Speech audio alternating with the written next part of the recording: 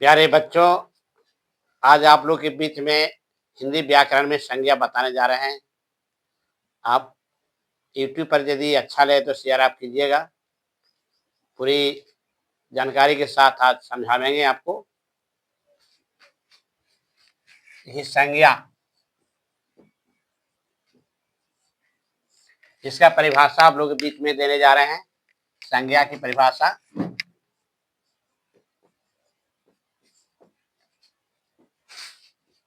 किसी वस्तु, स्थान या नाम को संज्ञा कहते हैं।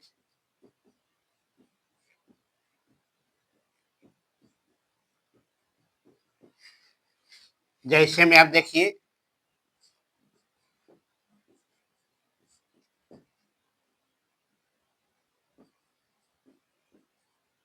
किताब, गया,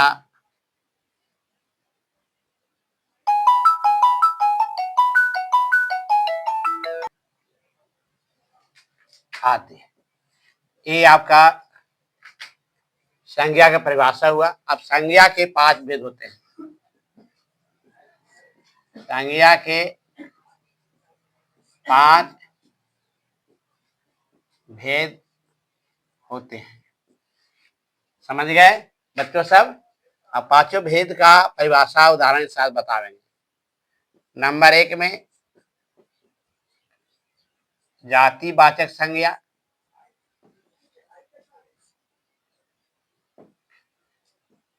दूसरा में व्यक्तिवाचक संज्ञा,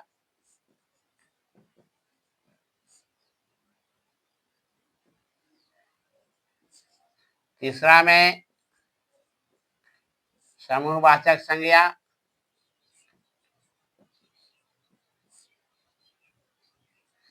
चौथा में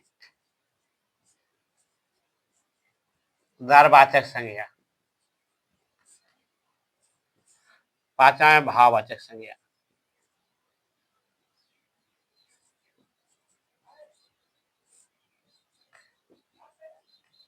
इस तरह से संज्ञा के 5 भेद होते हैं। बच्चों समझ गए? अब सभी का भेद आप लिख लीजिए, उसके बाद परिभाषा हम अलग अलग करके लिखेंगे, उदाहरण देंगे। नंबर 1 में है जातिवाचक संज्ञा, जिससे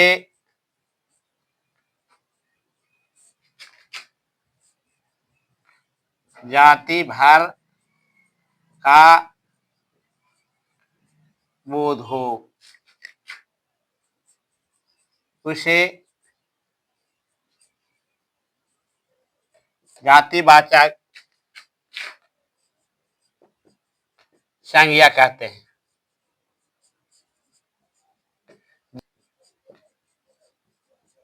गाय, कुत्ता, कलम इत्यादि। गाय कहने से एक ही गाय का नहीं, भले पूरे गाय का बोध होता है। कुत्ता कहने से किसी एक कुत्ता का नहीं, पूरे संसार में जितने भी कुत्ता है सभी का बोध होता है। कलम कहने से सिर्फ एक कलम का नहीं, सभी कलम का बोध होता है। इसे हम लोग जातिवाचक से। अब जो है ऊपर हम लिखे जा रहे हैं, इधर वाला मिटा, नीचे जितना भी सब मिटाया जाएगा। अब जल्दी से उतारिए। आप लोग जल्दी सुधारिए बच्चों, जल्दी सुधारिए। इसको मिटा के आओ, दूसरा परिभाषा ऊपर से लिखेंगे।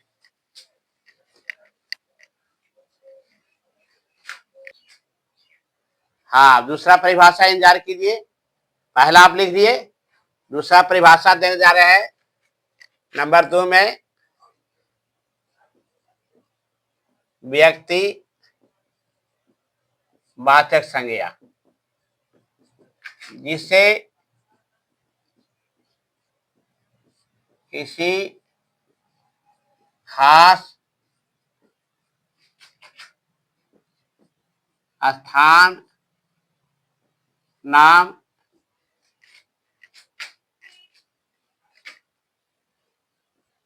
का बोध हो, उसे व्यक्तिवाचक संज्ञा कहते हैं। जैसे उदाहरण में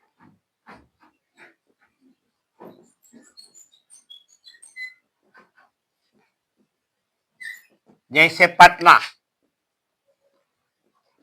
पटना का है सिर्फ किसी खास स्थान पटना, पटना संसार में कहीं नहीं है। गंगा,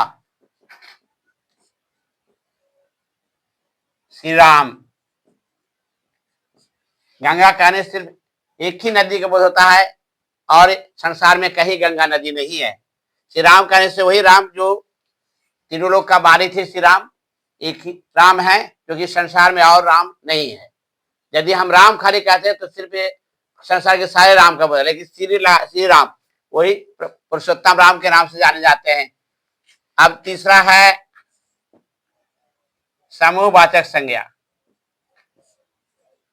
जल्दी जल्दी लिखते जाइए आप लोग, क्योंकि फिर मिटाया जा सकता है। जिससे समूह या समुदाय का बोध हो, उसे समूहवाचक संज्ञा कहते हैं।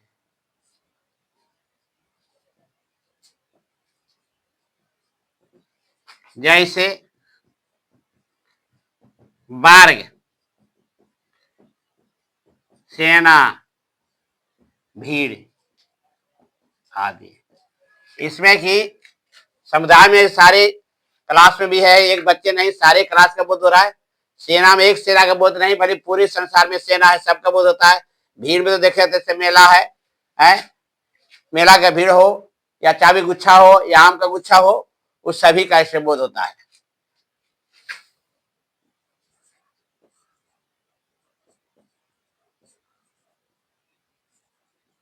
दरवाचक संज्ञा,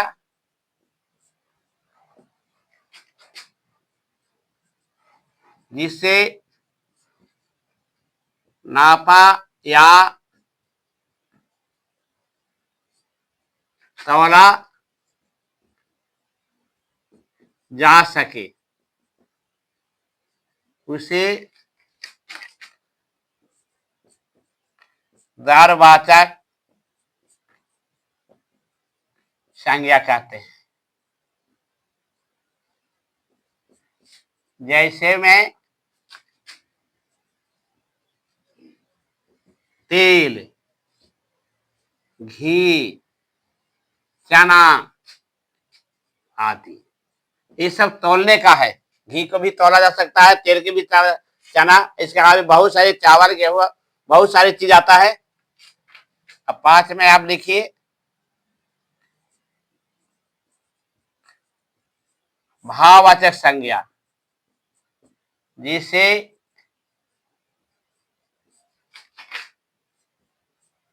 गुण, धर्म,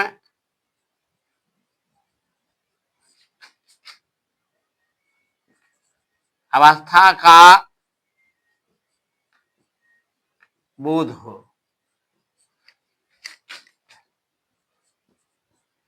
उसे भाववाचक संज्ञा कहते हैं। जैसे बुढ़ापा, बचपन आदि। समझ गए बच्चों? इसी तरह से सभी का संज्ञा से लेकर उसका भेद का परिभाषा हमने दिया। अब इसे भली भांति लिख लेंगे और अपना अपना घर से याद करके आएंगे। इसी के बाद हमारा लिखने का, पढ़ाने का कर्म समाप्त होता है।